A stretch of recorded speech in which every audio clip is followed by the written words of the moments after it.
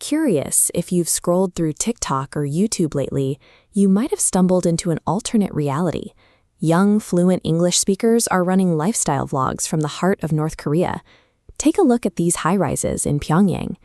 These influencers showcase endless rows of pastel apartment blocks, state-of-the-art water parks, and children enjoying fast food. It is a vision of a thriving, modern society. These videos rack up tens of millions of views. They tap directly into the global public's curiosity about life inside the world's most isolated nation. But that isolation makes these vlogs an impossibility.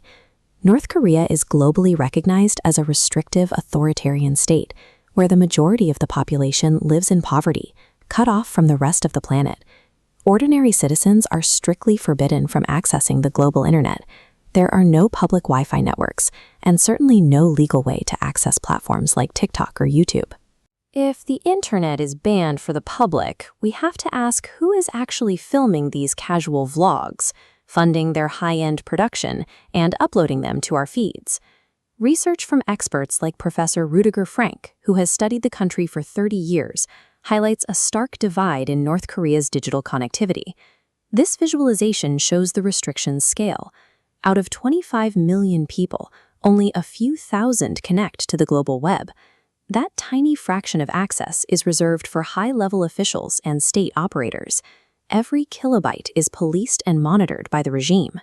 State-sponsored media units manage the entire pipeline, from filming to the final upload, with explicit authorization from the highest levels of the regime. One prominent vlogger, 11-year-old Song Ah, presents a cheerful life in Pyongyang to over 30,000 subscribers. Investigative research reveals she is the daughter of a diplomat and the great-granddaughter of a supreme military commander.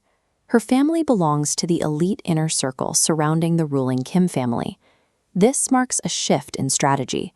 For decades, state media relied on stiff broadcasts from anchors in formal dress, delivered with a hyper-militarized tone. The new approach uses a low-budget, homemade aesthetic. By mimicking the style of Western YouTubers, the regime attempts to bypass the critical filters we usually apply to state media. The vlogs show full refrigerators, but 60% of North Koreans live in absolute poverty.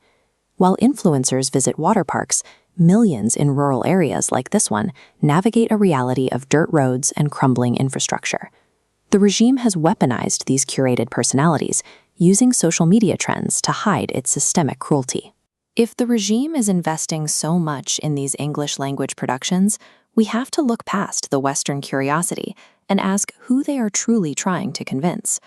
According to Professor Frank, the primary targets are regional neighbors, Japan, China, and most critically, South Korea. The vlogs carry a specific subtext for South Korean viewers. They portray the North as the home of real Koreans, a pure, proud society, while painting the South as a wealthy but hollow nation, weakened by American influence. The ultimate goal is long-term ideological conditioning, designed to build regional support for a unified Korea, governed by Northern totalitarian principles.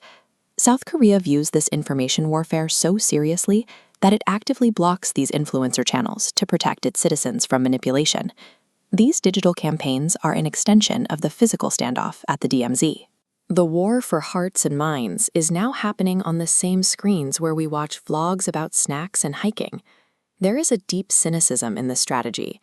It exploits our genuine desire to connect with the people of North Korea, turning our empathy into a tool for the state.